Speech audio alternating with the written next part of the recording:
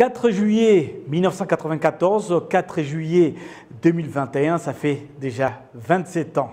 À l'occasion de cette célébration de la fête des libérations, le président de la République, Paul Kagame, déclare que le Rwanda est un pays d'action véritable et non un pays qu'on trouve seulement de la map monde, et ses actions visent le bien-être de la population. Le chef de l'État rwandais a fait cette déclaration dans son message à la nation à l'occasion de la journée des libérations, caractérisée notamment par l'inauguration du village moderne de Kinigi, infrastructure mise à la disposition des habitants avec la collaboration de forces rwandaises de défense, a précisé le chef de l'État. Kassim Youssouf nous fait le point. Les travaux de construction du village moderne de Kinigi, inauguré ce 4 juillet, ont débuté fin 2020. Ce village comprend différentes autres infrastructures visant la promotion du bien-être de la population qui y réside. Le ministre de la Défense, le général-major Albert Murasira, en compagnie du ministre de l'administration locale, Jean-Marie Vianney Gatabazi, et différents autres dirigeants ont visité ce village et les infrastructures associées, notamment le centre de santé de Kinigi réhabilité, le groupe scolaire de Kamanga 2 qui comprend une salle informatique et une bibliothèque, le centre de développement de la petite enfance et les logements des habitants. Les bénéficiaires indiquent qu'ils vont exploiter ces infrastructures pour davantage progresser, car c'est grâce à la bonne gouvernance qui privilégie le citoyen et affirme que c'est sans aucun doute la preuve de la libération véritable. Avant, lorsqu'il n'y avait pas de dirigeants originaires de votre région, le développement était comme un rêve, mais maintenant, partout où vous êtes, le développement vous y trouve. Il y a des exemples comme des écoles qui portaient des noms de certains dirigeants, des infrastructures baptisées sous les noms des dirigeants qui les ont installées chez eux, mais actuellement, les infrastructures sont partout dans le pays et on les partage entre tous les districts et le développement est pour tous sans exception aucune. Nous étions du bas-côté de ces bâtiments et c'est pour nous une école puisque nous allons dans une place dont nous ne sommes pas habitués avec des toilettes à l'intérieur qui nécessitent de l'hygiène. Nous devons avoir un bon comportement et vivre en harmonie. Si vous êtes dirigé par un homme et que vous ne l'êtes pas, vous vous trahissez énormément. Nous sommes dirigés par un homme et nous n'allons pas nous trahir.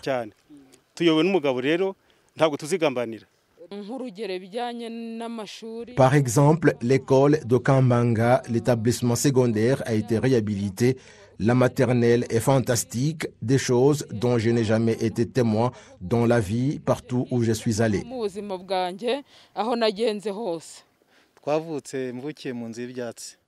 Je suis né dans une maison en paille et je crois que partout où vous êtes passé, vous n'avez pas vu une hutte.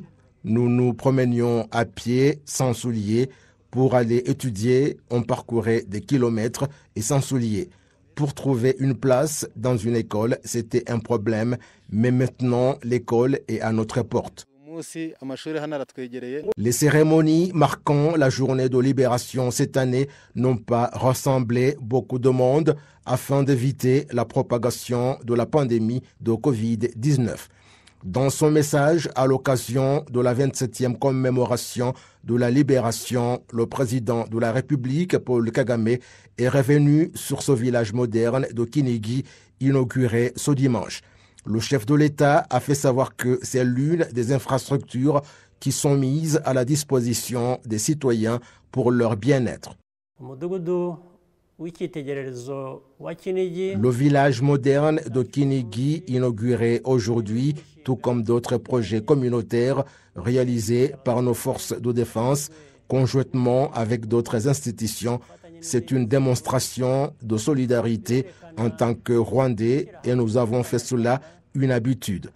Je voudrais également vous en remercier.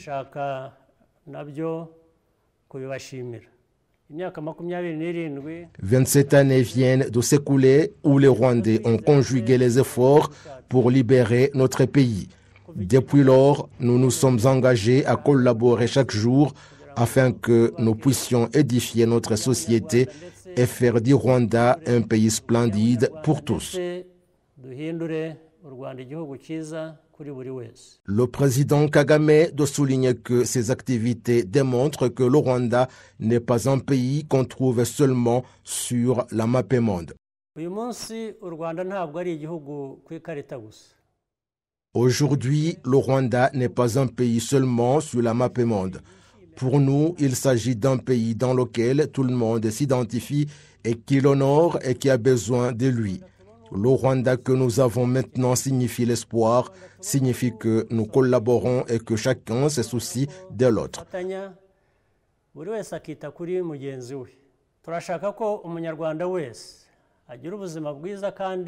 Nous voudrions que chaque Rwandais ait une bonne santé et puisse prospérer et ainsi exploiter toutes les opportunités disponibles dans le pays, tant dans l'éducation que la recherche du travail et la création d'emplois. Nos activités de développement de l'économie du Rwanda et de transformation sociale doivent se poursuivre et s'accélérer.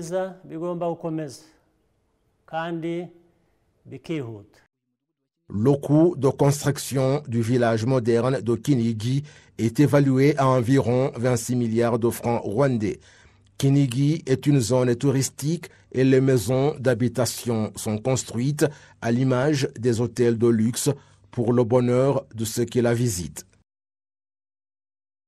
Et pour ceux qui ont souhaité une bonne fête de libération du Rwanda, à travers son compte Twitter, le président de la République Paul Kagame les a remerciés en disant « Merci à tous pour vos messages qui démontrent que vous soutenez le Rwanda en ce jour qui marque notre libération et notre indépendance.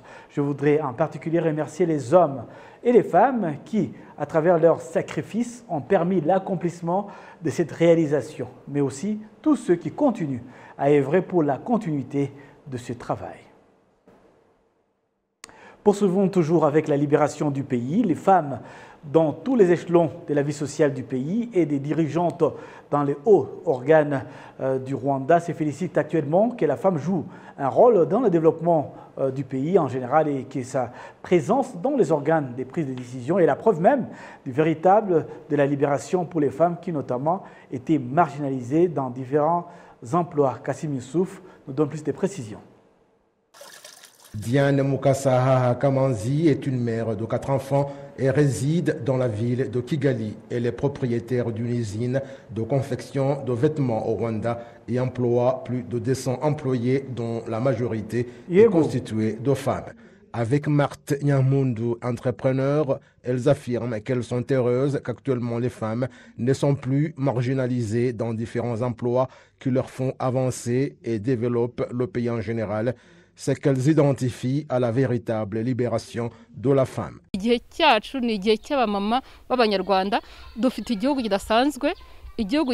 C'est notre époque, c'est l'époque des mamans. Nous avons un pays exceptionnel qui met en place une politique et qui est mise en exécution où il y a la politique d'appui aux activités des femmes et de faire le suivi de leur mise en exécution. La femme est capable grâce au développement et la libération.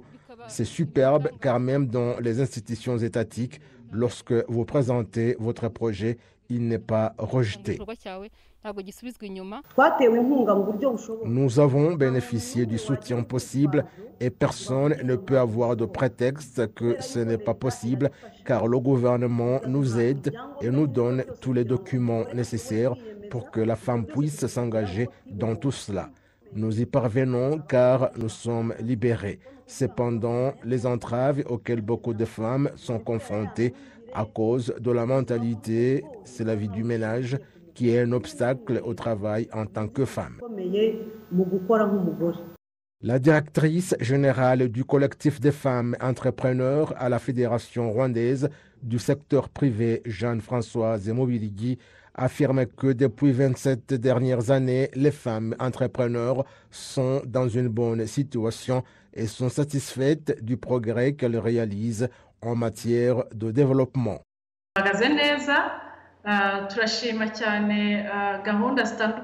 Nous sommes en bonne posture, nous sommes satisfaites des programmes mis en place pour nous soutenir, tant en ce qui concerne le renforcement des capacités dans le domaine des finances avec la mise en place des fonds de soutien aux femmes commerçantes des connaissances pour utiliser ce fonds. Nous avons maintenant des femmes qui font des grandes affaires, celles qui ont des industries et des immeubles de différents niveaux, celles qui font du commerce transfrontalier. C'est vrai qu'il y a des changements réels dans les activités que choisissent les femmes. La présidente de la Chambre des députés, Donatille Mukabalisa, affirme que les femmes sont actuellement satisfaites du rôle qu'elles continuent à jouer dans différents domaines depuis la guerre de libération jusqu'à l'heure actuelle et que cela n'aurait pas été possible sans un bon leadership et des bonnes lois, car avant, certaines d'entre elles constituaient pour les femmes des obstacles. Nous observons la contribution de la femme dans tous les secteurs de notre pays et important de la période d'après la victoire de l'ancienne armée de FPR Ingotagni dans la guerre de libération de notre pays et d'arrêt du génocide perpétré contre les Tutsis, voir quelle était la situation de notre pays et le rôle que les femmes ont joué dans sa reconstruction. Et nous sommes satisfaits d'abord pour ce qui a fait que tout cela soit possible, c'est la bonne gouvernance et que les femmes aient retrouvé les droits qu'on leur refusait dans tous les domaines, mais surtout dans le cadre de la loi, car il y avait des choses qu'elles ne pouvaient pas faire parce que la loi était une entrave. Souhaitons aux femmes une bonne journée de libération. Madame Donatille Mukabalisa a fait savoir que s'il n'y a plus d'obstacles dans le cadre de la loi, les femmes qui n'osent pas encore devraient prendre les devants et être les catalyseurs de changement que souhaite le pays. Comme la guerre des balles n'est plus d'actualité, maintenant nous sommes dans la guerre de développement. Nous n'avons plus d'obstacles en ce qui concerne les droits et les responsabilités pour que nous puissions tous collaborer dans cette guerre pour atteindre le développement durable. Je vous exhorte à avoir plus de confiance en vous-même, à croire en vos capacités et en votre intelligence pour apporter des changements que nous souhaitons dans ce pays.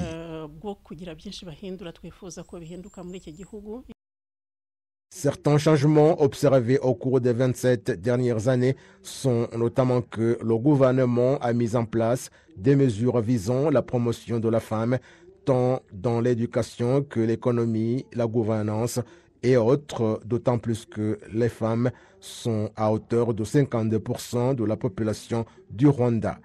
La Constitution de la République du Rwanda de 2003, révisée en 2015, stipule que les femmes doivent occuper au moins 30% des places de prise de décision. Les femmes sont 52% de la population du Rwanda. Elles sont à hauteur de 61,3% à la Chambre des députés, 38% au Sénat, 55% à l'exécutif et 49,6% à la justice. Aux instances de base, les femmes sont à hauteur de 45,2% au comité consultatif des districts, 42,7% au niveau des secteurs et 34,5% au niveau des cellules. Dans l'éducation, celles qui vont à l'école sont à hauteur de 98,5% au primaire, 53,2% au secondaire et 42,7% à l'université. Les femmes qui savent lire et écrire, âgées de 15 ans et plus, sont à hauteur de 69,4%. Celles qui font les études techniques sont à hauteur de 43,8%. Celles qui font les sciences, la technologie, les mathématiques et les génies civils sont 45,6%. Le chef de l'État rwandais demande à tous les résidents du pays de continuer à lutter contre la pandémie de Covid-19 en respectant toutes les restrictions mises en place par les autorités sanitaires, sans aucune exception, dans le cadre de limiter la propagation de la pandémie. Un message transmis à tout le monde, spécialement à ceux qui vont à l'encontre des mesures préventives avec entièreté conscience de l'ampleur du coronavirus. Amandine Dikoumoussavou nous fait le point. Au Rwanda, les habitants de toute catégorie sociale situés sur le territoire national indiquent que le fait de prendre à la légère les mesures établies pour riposter à la pandémie de Covid-19 est l'une des causes de l'augmentation des cas d'infection. Nous sommes inquiets car nos amis, nos voisins, les membres de nos familles et tant d'autres personnes sont infectées par cette pandémie. Dans la ville de Kigali, les églises sont fermées temporairement. Les pratiquants religieux ont suivi le culte de ce dimanche virtuellement. Et la secrétaire exécutive du secteur de Muhima revient sur les sanctions du manque de respect des mesures préventives et relatives.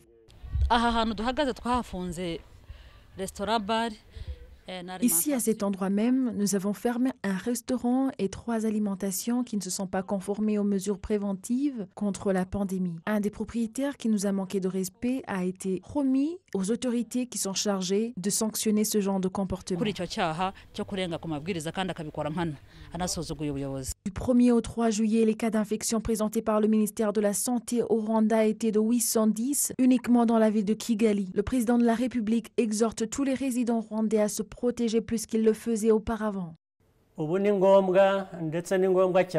Beaucoup plus que dans le passé, il est actuellement très important de respecter les mesures sanitaires mises en place par le ministère de la Santé et d'autres organes chargés de limiter la propagation de la pandémie de Covid-19, de sauver la vie des Rwandais. Une bonne réponse à la pandémie est l'un des moyens de continuer les activités de la libération.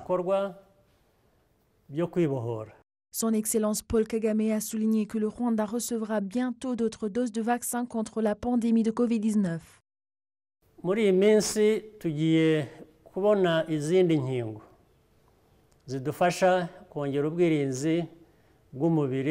Nous allons bientôt recevoir d'autres vaccins qui renforceront l'immunité du corps à partir des personnes les plus exposées aux conséquences néfastes de la contamination de la COVID-19.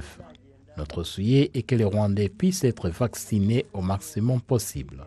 Mais il est prévu de faire tout le possible pour qu'au Rwanda, il y ait une capacité de produire des vaccins et des médicaments. Ceci va réduire le fait d'attendre que les médicaments soient importés et qui, des fois, ne sont pas longtemps au moment où on en a besoin pour diverses raisons.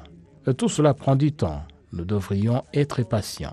En attendant, il est de la responsabilité de tout un chacun de prendre garde et de changer de mentalité pour réduire les risques de contaminer le virus qui se transmet dans l'air.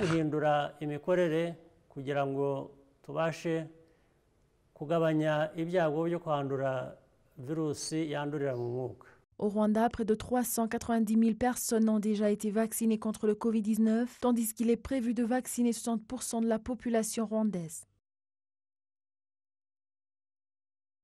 Poursuivons donc cette édition. Le ministère de l'Agriculture et des Ressources animales affirme que le secteur agricole a joué un rôle important pour aider les Rwandais à se libérer de la pauvreté et à créer un environnement favorable pour la sécurité alimentaire au cours des 27 dernières années. Ceci est également confirmé par les agriculteurs eux-mêmes, car ils pensent que leurs moyens de subsistance ont changé parce que le pays leur a permis d'opérer au niveau du marché international.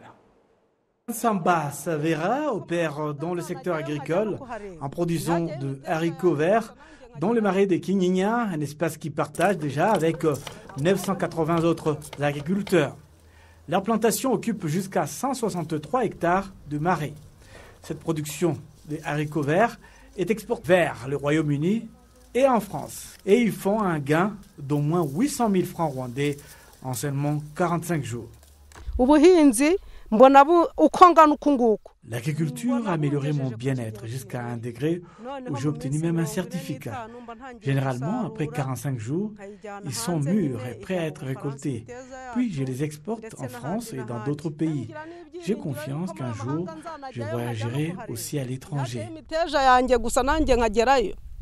La culture des haricots verts est gérée par des membres de la coopérative des agriculteurs de Gasabo, Coabiga, qui disent qu'ils utilisent les revenus ainsi obtenus en réinvestissant dans d'autres activités diverses. Actuellement, je vis dans une maison présentable de 5 chambres et un salon. J'ai d'autres maisons que je loue à d'autres personnes. En d'autres termes, j'ai maintenant suffisamment de capital. Le secrétaire permanent au ministère de l'Agriculture et des Ressources animales, Jean-Claude Moussabimana, affirme que l'agriculture a contribué à réduire le taux de pauvreté de 60,4% en l'an 2000 à 38,2% en 2017. La sécurité alimentaire était inférieure à 60%, mais s'élevait à 81,3%. Les régions qui avaient ces problèmes à l'époque cultivent aujourd'hui du blé, du café et du maïs de bonne qualité. Dans des zones comme les districts de Bugesera, les résidents immigraient pendant la saison ensoleillée. Mais maintenant, le district de Bugesera et d'autres districts sont devenus des paniers de nourriture pour tout le pays. La production agricole et animale est passée de 227 milliards de francs rwandais en 1999 à 2559 milliards de francs rwandais aujourd'hui. La production agricole a augmenté de 5 à 7% après 2000 pour représenter désormais 30% du produit intérieur brut du pays, PIB. La production du thé est passée de 11 000 tonnes en 1994 à 32 634 tonnes et le pays en tire 17,5 millions de dollars américains, ce qui équivaut à 64 milliards de francs rwandais car il exporte dans 13 pays. Alors que les revenus de l'exportation du café sont passés de 38 millions de dollars américains à 60,4 millions de dollars, ce qui équivaut à 60 milliards de francs rwandais.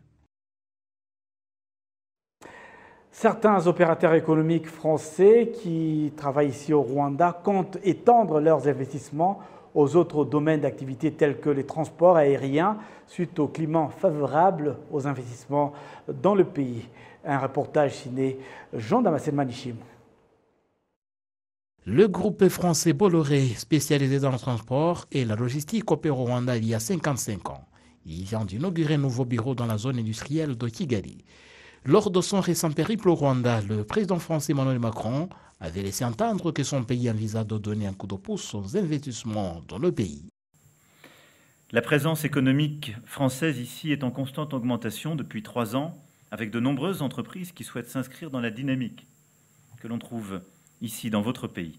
La délégation qui nous accompagne a la même motivation d'investir dans votre pays, de conclure des partenariats. En visite au Rwanda, les représentants du groupe Bolloré en Afrique se sont déclarés fort impressionnés par le climat des affaires dans le pays des Mille Collines. On voit la présence industrielle, la présence économique qui est en train de se développer. Nous voyons aussi le rôle économique régional que joue le Rwanda.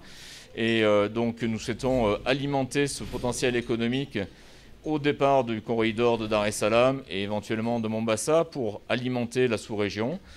Ensuite, nous suivons avec beaucoup d'intérêt les développements de l'aéroport, du nouvel aéroport et de l'expansion de Rwandair, dans lequel nous souhaitons jouer un rôle puisque nous pensons que le Rwanda peut avoir un rôle très important de hub régional et hub africain au niveau cargo, ce qui nous intéresse bien sûr dans son développement à travers l'Afrique, puisque nous opérons dans 48 pays africains. Donc nous souhaitons soutenir Rwandair dans son développement panafricain, mais aussi bien sûr en termes d'export du Rwanda vers l'Europe, mais après potentiellement vers l'Asie, avec typiquement des développements que nous souhaitons faire en termes de cold chain logistics pour tout ce qui va être des produits périssables, des fruits, des légumes, des fleurs. Le climat est très sain, il y a une vraie logique de développement dans tous les domaines.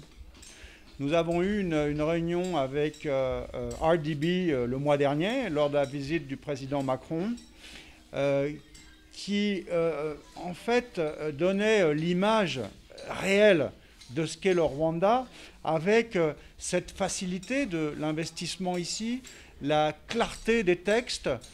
C'est une vraie volonté délibérée de faciliter les implantations aux investisseurs. Les investissements du groupe Bolloré au Rwanda ont actuellement une valeur de 40 millions de dollars américains et comptent diversifier ses domaines d'activité en plus de la logistique.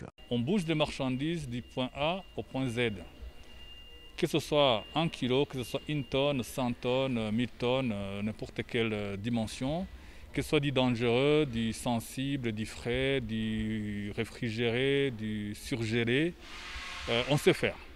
Et ce qui est assez particulier pour notre groupe, c'est que nous sommes présents dans 105 pays, que pour la logistique, 105 pays dans le monde, plus de 700 bureaux, et nous pouvons assister tous nos clients dans n'importe quel endroit où les marchandises se trouveraient, pour amener ces marchandises-là dans n'importe quel endroit. En 2020, les investissements français s'élevaient à 6,8 millions de dollars américains. À cela s'ajoutent des aides variées, celle de 60 millions d'euros qui sera utilisée dans l'achat des vaccins anti-Covid de l'assistance sociale, 40 millions d'euros qui seront alloués à l'appui obligé de l'État, 80 millions qui seront utilisés dans l'électrification du milieu rural, à 5 800 000 euros qui seront alloués au développement de l'enseignement technique et professionnel. Les accords relatifs à ces dons ont été signés à Kigali lors de la dernière visite du président français Emmanuel Macron fin mai 2021. Jean-Damascène Manichimé pour la télévision rwandaise. Arabié a interrogé certains jeunes sur le développement du pays au cours des 27 dernières années, après que le Rwanda soit sorti des horreurs du génocide contre les Tutsis en 1994 et connaître ainsi leurs contributions pour la sauvegarde de ces acquis. Suivez une intervention d'un des jeunes.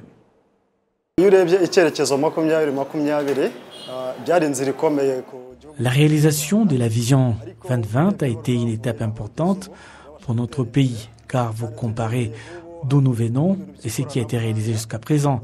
Le niveau de développement est important, par exemple, en termes de technologies.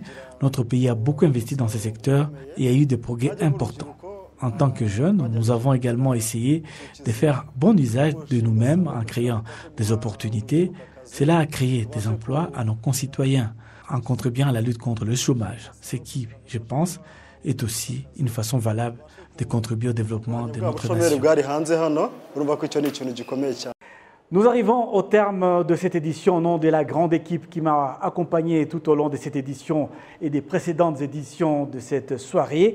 Il y avait la prise de vue Agrippine Mounezero, à la prise du son, il y avait David Kabogura, et au graphique, il y avait Olivier, au mixage vidéo, il y avait Angélique. L'ingénieur de cette antenne, c'était Fred. À la direction de cette édition, il y avait Léoncy Kanzaire. Et puis au contrôle de l'antenne, il y avait Madame Caritas Ndikumana. Au nom de toute cette magnifique équipe, je vous souhaite de passer une excellente suite de programmes sur la télévision rwandaise et une très bonne fête des libérations. Au revoir.